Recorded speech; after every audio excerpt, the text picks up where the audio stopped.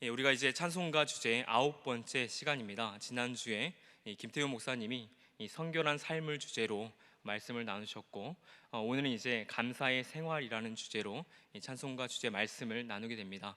옆 사람과 함께 이렇게 인사를 좀 했으면 좋겠습니다. 옆에 앉아주셔서 감사합니다.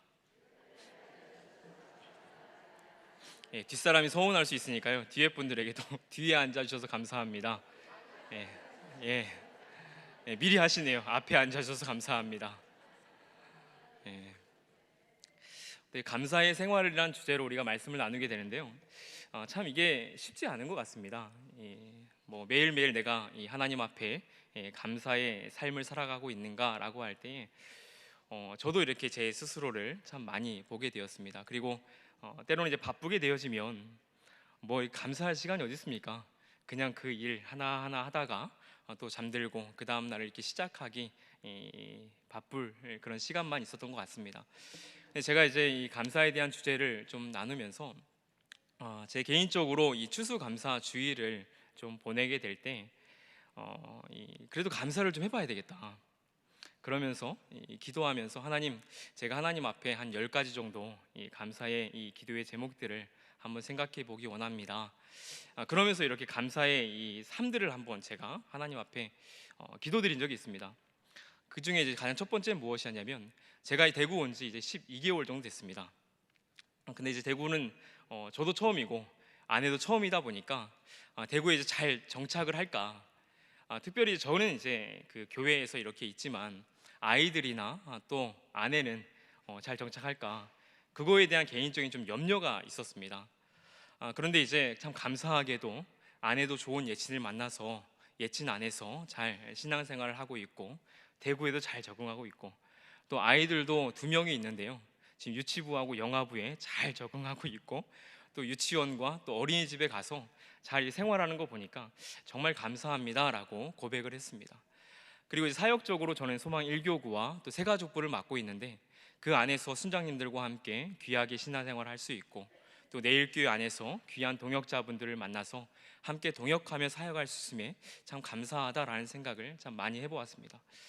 그렇게 이제 한 10가지 정도는 하나님 앞에서 이렇게 앉은 자리에서 기도하면서 할 수 있겠더라고요. 근데 이제 내 안에 있는 성령님께서 뭐라고 이렇게 말씀하시는 거냐면, 야, 1년이 365일인데 적어도, 그리고 네가 지금까지 이 1년 동안 시작한 게 적어도 350일 정도 됐는데 한 350가지 정도는 감사해야 하지 않겠냐. 그거라도 안 되면 한 100가지 정도는 이렇게 하나님 앞에 좀 감사해야 하지 않겠냐. 이제 그런 어떤 이 마음이 들었습니다. 그러니까 제가 굉장히 좀 고민에 좀 빠졌습니다. 과연 내가 이 100가지를 채울 수 있을까? 그러다가 이제 제가 생각했던 게 뭐였냐면, 하나님, 저에게는 41명의 순장이 있습니다. 그러면서 한 사람 한 사람의 순장의 이름을 제가 이제 보는 게 있거든요. 그걸 보면서 그분들 주심에 감사하고, 또 34명의 새가족부, 또 섬김이 분들 주심에 감사합니다. 그러다 보니까 제가 원래 했던 기도의 제목과 또 순장님들과 섬김이 분들 합치니까 한 80가지의 기도의 제목이 이렇게 쭉 되긴 하더라고요. 근데 그래도 한 20개가 남는 거죠, 20개가. 그러니까 그런 어떤 이 하나하나의 기도의 제목들 앞에 그래도 이렇게 하나님 앞에 좀 정직하게 내가 감사의 제목들을 한 100가지 정도 연말까지 한번 적어보려고 그렇게 결단을 해보았습니다. 여러분 이제 하나님 앞에 어떠한 이 감사의 제목들을 가진 신앙생활을 할지 모르겠는데, 저도 이제 감사에 대해서 한번 생각하면서 이 강의 안에도 써놓았지만 이 손양원 목사님이 좀 생각이 났습니다. 우리가 이제 손양원 목사님을 얘기할 때에 이 사랑의 원자탄이다라고 말을 하고 있는데, 지금 화면을 하나 띄워주시면, 제가 화면을 아마 잘 보이진 않을 거면 제가 읽어드릴 건데, 그 손양원 목사님의 이 감사의 기도의 제목의 배경이 뭐냐면요, 1948년도에 여순 사건이죠. 그 당시에 이 아들 둘, 이 동신이와 또 동인이를 이렇게 그 자리에서 잃게 됩니다. 그리고 이제 그 아들들을 죽였던 이 사람, 이 안재선이라는 사람을 양아들로 이렇게 삼게 되어지는 사건인데, 두 아들을 어떻게 보면 하나님 앞에 올려보내고 장례를 치른 다음에 뭐라고 이렇게 이 손양원 목사님이 말씀하시냐면, 하나님 뜻이 있어서 제 아들 둘을 불러가신 것으로 믿고 감사합니다. 하나님, 내 두 아들을 죽인 사람 생명을 보존해 주십시오. 제가 전도하겠습니다. 그가 그대로 지옥에 가서는 안 됩니다. 하나님, 저에게 그를 사랑할 수 있는 마음을 주옵소서. 그렇게 이렇게 기도했다 그래요. 그런 다음에 장례가 다 마친 다음에 9가지 이 감사 기도, 아마 한 번쯤 들어보셨을 수 있는데 제가 한번 읽어드리겠습니다. 나 같은 죄인의 혈통에서 순교의 자식을 나게 하니 감사합니다. 허다한 많은 성도들 중에서 이런 보배를 나에게 주셨으니 감사합니다. 삼남 삼녀 중에서 가장 귀중한 장남과 차남을 바치게 하셨으니 감사합니다. 한 아들의 순교도 귀하거늘 하물며 두 아들이 순교하였으니 감사합니다. 예수 믿고서 와석 종신에도 복이라고 했는데 전도하다 총살 순교했으니 감사합니다. 미국 가려고 준비하던 아들이 미국보다 더 좋은 천국에 갔으니 내 마음이 안심되어 감사합니다. 내 아들을 죽인 원수를 회개시켜 아들을 삼고자 하는 사랑의 마음을 주신 하나님께 감사합니다. 내 아들 순교의 열매로서 무수한 천국의 열매가 생길 것을 믿으며 감사합니다. 그리고 마지막에 9번째가 뭐냐면요, 역경 속에서도 하나님의 사랑을 깨닫게 하시고 이길 수 있는 믿음을 주신 하나님께 감사합니다. 여러분, 그 두 아들이 죽고 나서 장례를 치른 다음에 여러분 이렇게 기도할 수 있겠습니까? 어렵죠. 예. 근데 더 충격인 건 뭐냐면요, 그 다음 한번 화면을 잠깐 보여주시면 이게 이제 그 저희로 보면 감사헌금 봉투입니다. 감사헌금 봉투. 제가 여러분 강의 안에도 잠시 그 감사헌금 봉투에 손양호 목사님이 뭐라고 썼는지 적어 놓았는데요, 이게 뭐라고 써 있는 거냐면요, 순교의 두 아들이나 주신 감사의 봉헌금입니다. 그리고 일금 1만 원, 순교 이자 부 손양원 근정.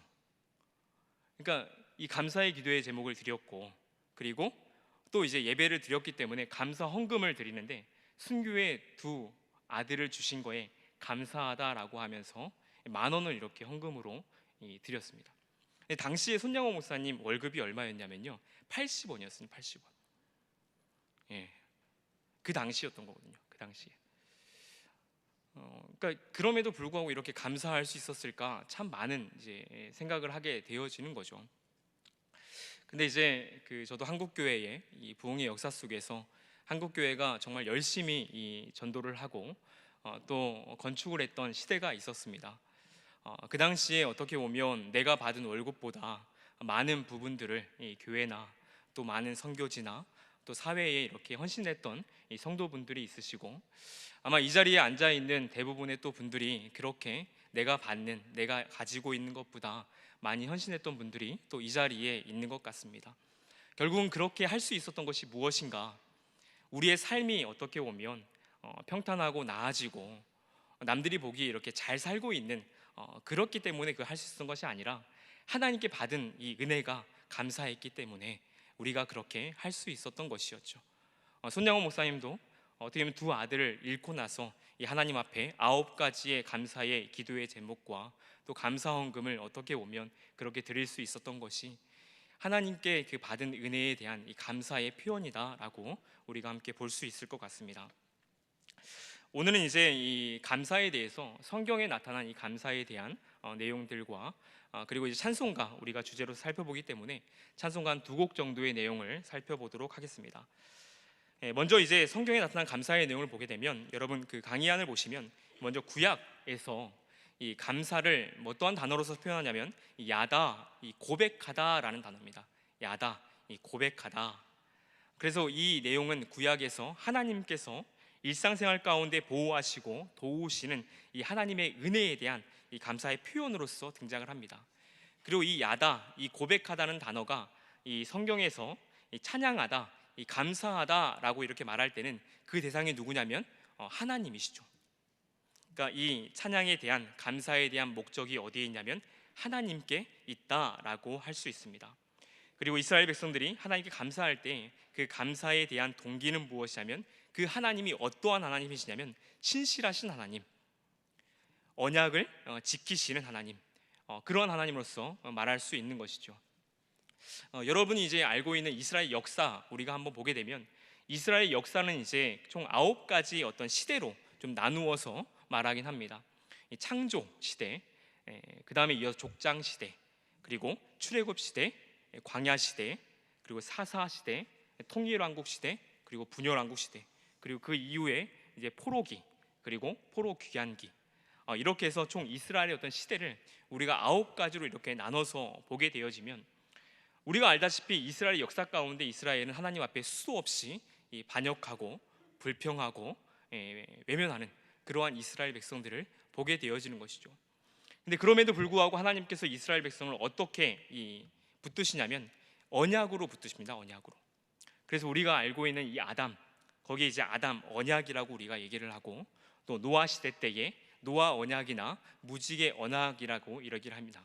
그리고 그 이후에 이제 모세를 통해서 모세 언약을 이루시고, 또 시내산 언약, 그리고 다윗 언약, 그리고 새 언약까지, 어떻게 보면 이스라엘의 어떤 역사들을 우리가 9가지로 나누어서 쭉 보면 이스라엘은 하나님을 향해서 계속 반역의 역사인데, 하나님께서 이스라엘 백성들을 계속 바라보시는 것은 그 언약을 지속적으로 갱신하시는 하나님이시다라는 것이죠. 그러니까 그 하나님에 대해서는 신실하신 하나님, 언약을 끊임없이 이행하시고 지키시고 보증하시는 그러한 하나님으로서 우리가 말할 수 있는 것입니다. 제가 말씀을 한번 박스 안에 넣어놨는데요, 같이 한번 시편 118편 1절 한번 읽도록 하겠습니다. 시작. 여호와께 감사하라.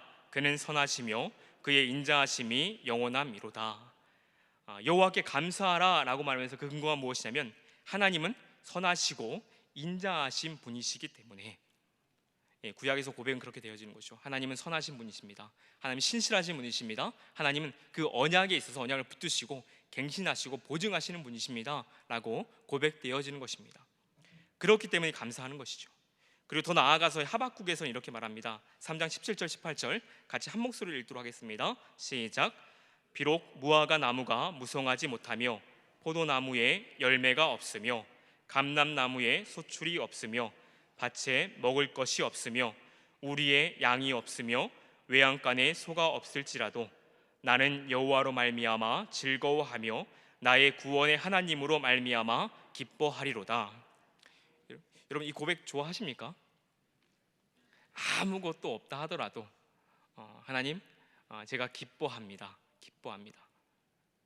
어찌 보면 손양호 목사님 우리가 기억하면서 손양호 목사님이 감사할 수 있는 것, 그리고 이 감사로부터 출발돼서 어떻게 보면 용서를 하고 또 기뻐하고 하나님 앞에 다시 한번 헌신의 자리로 나아갈 수 있는 것, 그 모든 출발점이 이 감사라고 여겨집니다. 감사라고. 그러니까 성도의 삶에서 이 감사를 잃어버렸을 때는 어떻게 보면 영적인 이 침체까지 같이 오게 되어지는 것을 우리가 보게 되어지는 것이죠. 제가 사역을 하면서 그 하나님을 원망했을 때가 몇 번 있습니다. 그렇게 보이시나요?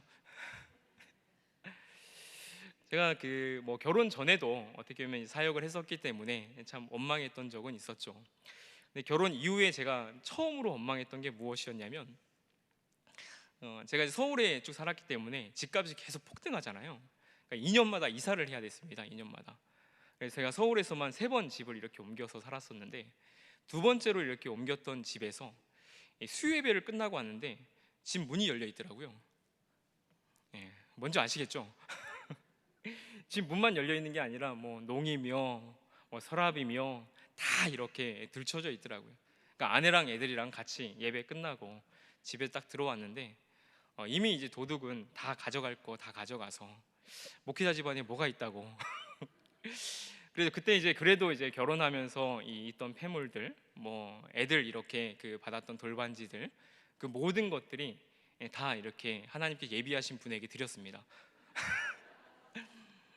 그러니까 참 이렇게 원망스럽더라고요. 난 예배 드리고 왔는데, 예배 드리고 사역하고 왔는데 하나님 이렇게 다 가져가십니까? 그리고 그 뒤에 어떻게 보면 이 사역적으로 또 원망했던 적도 참 있게 됩니다. 어떻게 보면 성도님들의 이 삶을 우리가 이렇게 보더라도, 또 신방을 하면서 또 나누더라도, 어떻게 보면 열심을 다해서 교회에 헌신을 했고 또 봉사를 했고 했음에도 불구하고 하나님 앞에 감사하는커녕 어떻게 보면 참 불만이 있을 때가 참 많이 있죠.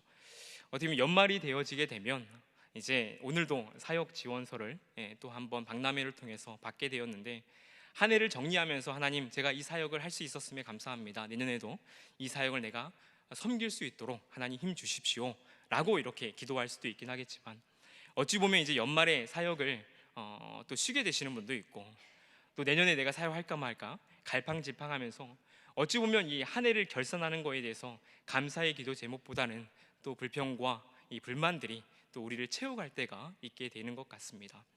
그러나 우리가 이제 구약적인 의미를 같이 살려보면 그럼에도 불구하고 하나님께서는 나를 인도하시고 보호하시고, 그리고 나는 비록 하나님을 향해서 불평한다 할지라도 언약의 하나님, 신실하신 하나님께서 나를 붙드신다, 그런 거에 우리가 하나님을 바라보면서 이 감사의 마음을 함께 회복하셨으면 좋겠습니다. 그리고 신약적인 의미에서 이 감사는 유카리스티아라는 말을 씁니다. 유카리스티아, 이건 이제 합성어인데요. 유라는 말은 이 많다, 좋다라는 말입니다. 많다, 좋다. 카리스라는 것은 은혜, 아마 많이 들어보셨죠? 카리스, 은혜. 그래서 은혜가 많다, 은혜가 뭐 좋다, 또는 은혜가 이 풍성하다라는 의미를 갖는 것이 이 신약의 의미입니다. 참고로 이제 여기에 제가 카리스라는 이 단어를 쓰고 있는 은혜, 그리고 카리스마, 은사, 그리고 유카리스테오, 감사하다, 그리고 성찬에 대한 의미에서도 같은 용례를 쓰는데요, 유카리스티아라는 것이 같은 이 어원에서 온다라고 할 수 있습니다. 그리고 이제 초대교회 당시에는 이 성만찬 예식을 진행하는 이 처음과 끝 전체를 다 이 유카리스티아라는 말을 쓰고 있습니다. 여러분 알고 있는 예수께서 뭐 밤에 떡을 가지사 축사하신다, 이 축사라는 표현이 이 유카리스티아 이 말을 쓰고 있습니다. 그러니까 이 감사라는 표현을 이 성만찬에서 같이 쓰고 있는 것이죠. 그리고 이제 신약에서는 대부분의 이 감사의 표현이 어떻게 등장하게 되면 예수 그리스도를 통해서 얻은 이 구원에 대해서 감사하다라고 얘기를 합니다. 그리고 특별히 이제 감사에 대해서 예수님도 하나님 앞에 감사의 이 기도를 드렸었고, 또 예수님의 그 행적들을 보게 되면 성도의 생활 가운데 정말 이 중요한 것이 감사다라는 것을 여기 보게 되면 누가복음 17장 이 16절과 18절을 제가 적어 놓았는데요, 이건 나병 환자를 고치는 장면을 통해서 성도의 생활 가운데의 감사의 중요성을 예수님도 가르치고 있는 것이죠. 그리고 이제 바울, 우리가 잘 알고 있는 바울을 통해서도 보게 되어지면 여기 이제 몇 가지 말씀을 좀 참고해 나왔는데, 데살로니 전서에서는 범사에 감사하라, 여러분 잘 알고 있는 말씀이죠. 골로새 3장 15절에서는 평강이 너희 마음을 주장하게 하라, 그러면서 감사하는 자가 되라 라고 강조합니다. 그리고 고린도서 15장 57절에서는 우리에게 이 예수 그리스도를 통한 이 승리를 주신 하나님께 또한 감사할 것을 얘기합니다.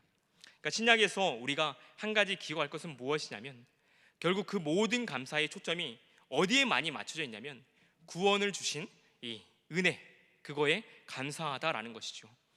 여러분 오늘 이렇게 하루를 시작하시면서, 그리고 오늘 특별히 또 우리가 에베소서 2장의 말씀을 좀 들었었는데, 이런 구원에 대한 감격이 있습니까?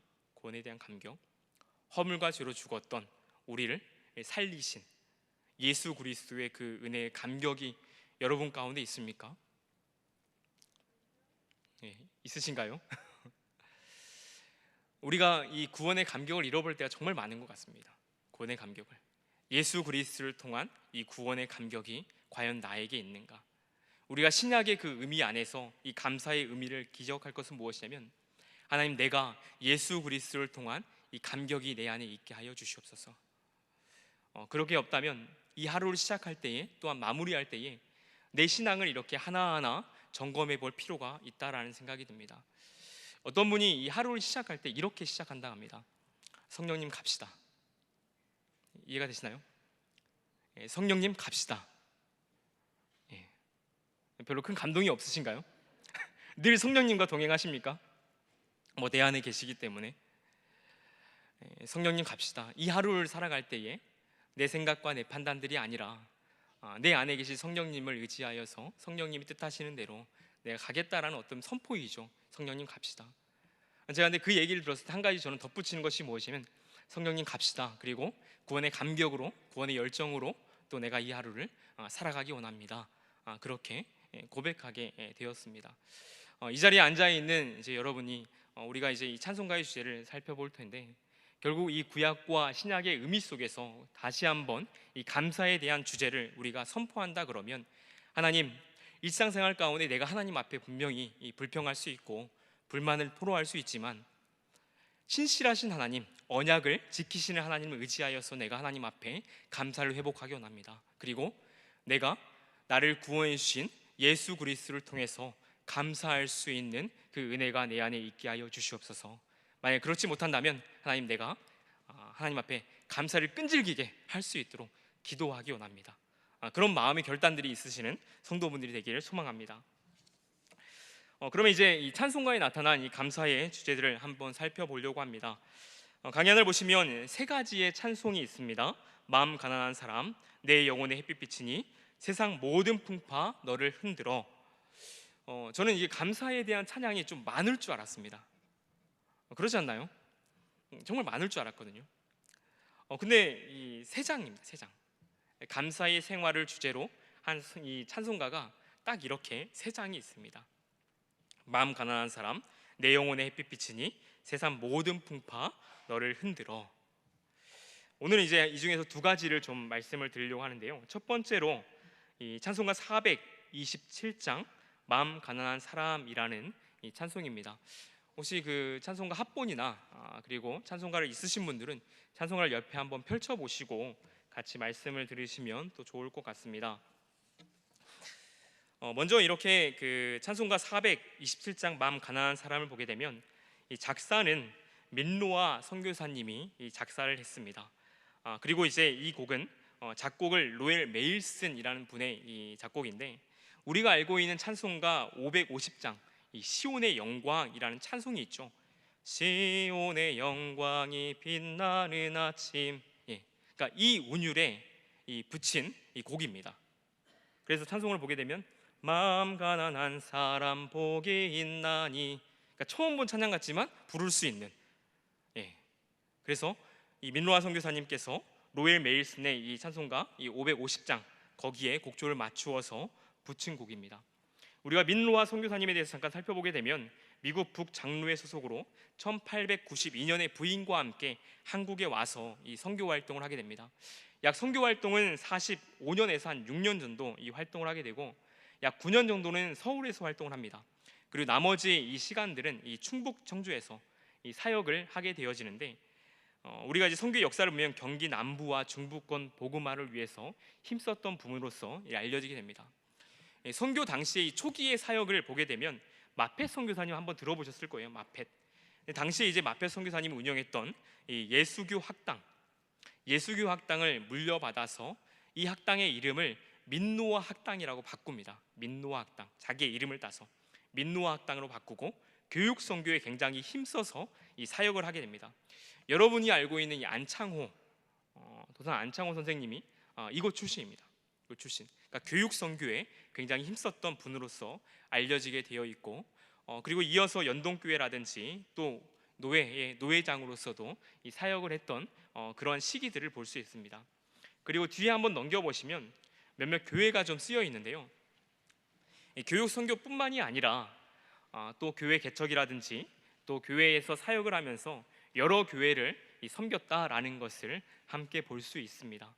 그리고 이제 선교의 시기가 다 마무리가 된 다음에 필리핀과 중국에서 마지막 여행을 하고 어디에 다시 돌아왔냐면 청주 쪽으로 다시 돌아와서 1937년에 돌아가셨던 그 역사를 볼 수가 있습니다.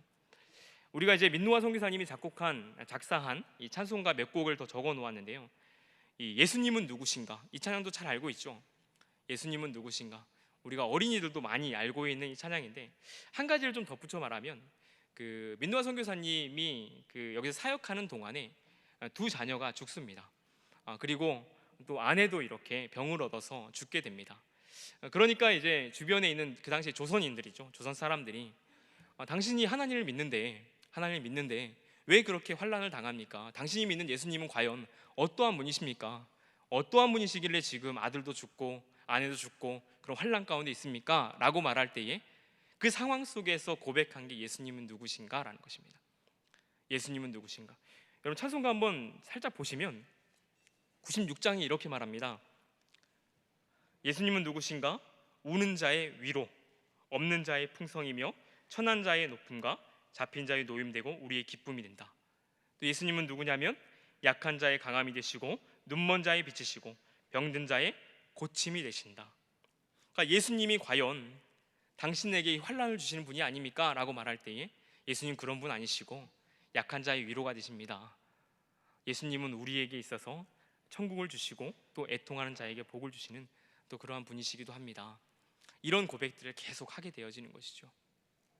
그리고 그 외에도 주의 말씀 듣고 준행하는 자, 또 예수 영광 버리고, 또 목마른 자들아 다 이리 오라, 또 공중나는 새를 보라, 이런 이 찬송가들을 또 작사하게 됩니다.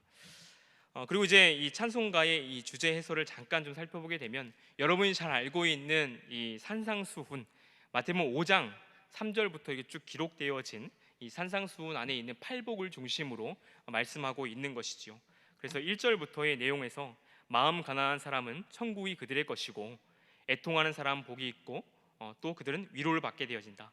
2절에서 온유한 사람은 땅을 기업으로 받게 되어지고, 의에 줄이고 목마른 사람은 배부르게 되어진다. 3절에서 긍휼히 여긴 사람은 긍휼히 여김을 받고, 마음이 청결한 사람은 하나님을 보게 되어지고, 4절에서 화평케 하는 사람 하나님의 아들이라 이권을 받게 되어지고, 핍박받는 사람은 이 천국을 소유하게 되어집니다. 우리가 알고 있는 팔복의 이 가사들을 통해서 시온의 영광이 빛나는 아침, 그렇게 노래를 부르고 있는 것입니다. 그리고 5절에서 마지막으로 이 팔복의 삶을 살아가는 것이 이 성도에게 있어서 큰 복이라라고 하십니다. 옆 사람 이렇게 한번 얘기할까요? 팔복의 삶을 살아갑시다. 팔복의 삶으로 하나님께 영광을 돌립시다. 이런 팔복을 통해서 함께 고백할 수 있는 또 성도님들이 되었으면 좋겠습니다. 두 번째로 이 찬송가 428장인데요, 내 영혼의 햇빛 비치니 라는 찬양, 아까 시작할 때 함께 불렀었는데요, 찬송가 428장 내 영혼의 햇빛 비치니 라는 곡은 이 엘리자 에드먼드 히윗이라는 분이 함께 작곡했습니다. 이분은 이제 어떻게 알려져 있냐면, 미국 펜실베니아 주의 이 필라델피아 출신입니다. 필라델피아에서 태어나서 그 인생의 마감도 필라델피아에서, 그러니까 지금으로 따지면 달서구에서 태어나서 나는 달서구에서 숨을 거두었다, 그렇게도 말할 수 있는 것이죠. 이분은 이제 공립학교 교사이고 독신이었고, 또 찬송가 작사가로 이렇게 알려져 있습니다.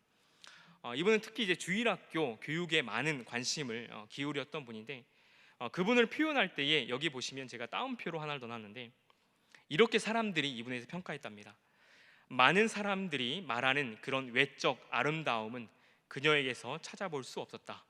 그녀는 구식 옷을 입었으나 의의 옷을 입고 있었다. 너무 멋진 표현 아닙니까? 어떤 옷을 걸치는 게 문제가 아닌 거죠. 이분을 바라볼 때는 어떻게 보면 구식 옷을 입은 것 같은데, 그러니까 어떻게 보면 허르스만 옷을 입는 모습이지만, 그분을 볼 땐 예수 그리스도께서 주신 그 의의 옷을 입고 있었던 분이시다. 옆 사람 한번 딱 보실까요? 어떻게 의의 옷을 입고 계신 것 같습니까? 웃는 모습을 뵈니까 의의 옷을 다 입고 계신 또 분이시라 보입니다. 그러니까 이분을 표현할 때 사람들이 어떤 옷을 입더라도, 허르스만 옷, 구식인 옷을 입다 하더라도 이분은 의의 옷을 입고 있는 분이셨다라고 말합니다. 그리고 이분이 사랑한 세 가지가 있다라고 말하는데, 첫 번째는 하나님, 두 번째는 하나님께 창조하신 자연, 그리고 세 번째가 또 특별합니다. 하나님의 어린이들. 하나님의 어린이들. 그러니까 이분이 일평생 이 교육에 헌신하면서 세 가지를 사랑했다라고 하는데, 하나님을 사랑했고, 하나님께 주신 자연을 사랑했고, 또 하나님께 주신 어린이를 사랑했다라고 합니다. 우리나라로 보면 이제 그 방정환 선생님이 좀 생각이 나는 것 같습니다. 그래서 지금 이 희윗 같은 경우도 일평생 이 어린이를 위해서 함께 헌신을 하게 되어집니다.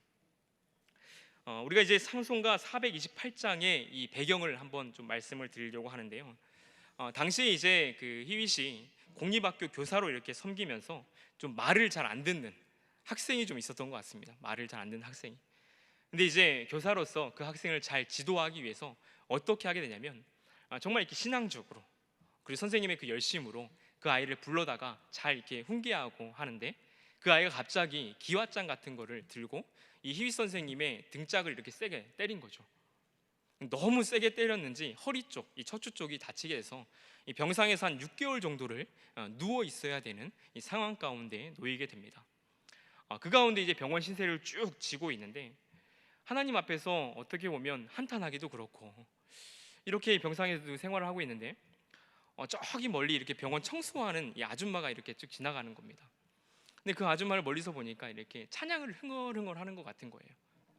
그래서 이렇게 히윗이 그 찬양하는 그 청소부 아줌마에게 물어봤습니다. 당신은 어떻게 보면 이 청소하는 허들렛 일을 하는 분 같은데 뭐가 그렇게 즐거워서 지금 이렇게 찬양을 하고 있습니까? 그렇게 물었더니 이 청소하는 이 아주머니가 뭐라고 하냐면, 하나님께서 이렇게 찬송하는 입술을 주셨는데 어떻게 제가 찬송하지 않을 수 있습니까? 저는 너무 감사해서 정말 하나님 앞에 흥얼거릴 수밖에 없습니다. 근데 그 말이 히윗에겐 굉장히 충격이었던 거예요. 그래서 고백했던 찬양이 뭐냐면요, 여기 밑에 그 히윗이 작곡한 찬송가 중에 주 안에 있는 나에게라는 찬양입니다. 주 안에 있는 나에게 땅 근심이 있으랴, 주 앞에 나아가 내 짐을 풀었네. 그렇게 얘기를 합니다. 그리고 나서 이때부터 어떻게 보면 이 병상에서 누워 있는 히윗의 삶이 하나님 앞에서 더 이렇게 변화되어서 하나님의 감사의 고백을 하는 이 병상 생활이었습니다. 그러다가 이게 봄이 되어서 밖에 이렇게 산책을 하게 됩니다. 산책을. 근데 이 봄 때에 비치는 햇살이 굉장히 아름답지 않습니까? 그때 이 봄에 비치는 햇살을 보면서 지었던 찬양이 내 영혼의 햇빛 비치니라는 찬양입니다. 내 영혼의 햇빛 비치니. 그래서 내 영혼의 햇빛이 비친다라는 이 찬양인데, 실제 원문을 보게 되면 이렇게 이 원문을 말합니다. There's springtime in my soul today. 그래서 내 영혼에 봄이 왔습니다. 내 영혼에 봄이 왔습니다. 어떻게 내 영혼에 봄날이 오신 적 있나요? 내 영혼에 봄날이 왔다.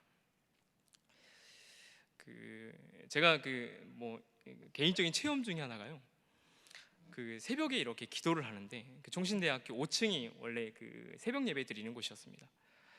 근데 이제 새벽 예배가 6시에 시작을 하고 말씀은 한 20분 정도면 끝나고 그 이후에는 이제 개인 기도하는 시간인데, 한동안 이렇게 개인 기도를 하고 찬양을 이렇게 쭉 부르는데 기도 끝나고 찬양 부르는 시간이 그렇게 행복할 수 없는 것 같습니다.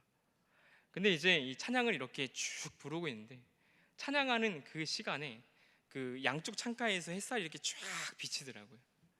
근데 어떻게 보면 그 햇살이 기도하고 있는 저를 이렇게 비추는 것과 같은, 저는 그래서 이 찬양을 할 때면 그때가 좀 생각이 납니다. 햇살이 이렇게 나를 어떻게 보면 조명하여 비추는 것 같은, 어떻게 보면 히윗이 이 봄철에 이 산책을 하다가 비치는 햇살을 보면서 내 영혼에 또 햇살이 이렇게 비치게 됩니다라고 고백하면서 이 찬송을 작사한 게 아닐까라는 생각을 해보게 됩니다. 그래서 1절부터 4절까지 이어지는 이 찬양 속에서 1절에서는 이렇게 말합니다. 내 영혼에 하나님의 영광의 빛이 찬란하게 비치게 됩니다. 그리고 그 빛은 세상의 그 어떤 빛보다도 다 더 빛납니다. 2절에서는 내 영혼이 기쁨으로 즐겁게 노래할 때 하나님은 귀 기울여 들으시는 분이십니다. 3절에서 내 영혼이 봄날과 같고 평화가 깃들게 되는 은혜를 내가 누리고 있고, 4절에서 내 영혼에 희락과 소망이 넘치며 예수님의 복이 또한 있습니다 라고 말하고 있는 것이죠. 그래서 제가 아래에 이제 박스에 넣어놓은 이 말씀은요, 이 찬양의 배경이 되었던 이 성경 구절인데, 6절에 보시면 고린도전서 4장 6절에 보시면 이렇게 말합니다. 어두운 데에 빛이 비치라 말씀하셨던 그 하나님께서 예수 그리스도의 얼굴에 있는 하나님의 영광을 아는 빛을 우리 마음에 비추셨느니라. 그럼 다시 한번 말씀 보시면 하나님의 영광을 아는 빛을 우리 마음에 비추셨다라고 말합니다. 하나님의 영광을 아는 빛을 우리 마음에 비추셨다. 참 은혜가 되는 말씀 아닙니까? 하나님의 영광을 아는 그 빛을 우리 마음에 비추어 주셨다. 히윗이 이 찬양을 참 많이 불렀을 것 같습니다. 많이. 어떻게 보면 이 찬양을 부르면 부를수록 내 영혼에 비추어지는 하나님의 그 영광들이 더욱더 강하게 비치지 않았을까라고 생각되어집니다. 말씀을 마무리하면서 함께 이렇게 결단했으면 좋겠습니다. 인생을 감사로 물들여라. 혹시 감사에 대한 책 중에 평생 감사라는 책 보신 분 있나요? 평생 감사. 평생 감사 서두에 있는 문장이었습니다. 이게 인생을 감사로 물들여라. 가을철 이렇게 산행도 저도 다녀왔고 산을 보았을 때 굉장히 단풍으로 아름답게 산이 물들어져 있었죠. 근데 우리가 하나님 앞에 감사를 고백한다 그러면 내 인생 전체를 다 하나님 앞에 정말 이 아름다운 알록달록한 이 감사로 물들일 수 있는 성도분이 되었으면 좋겠습니다.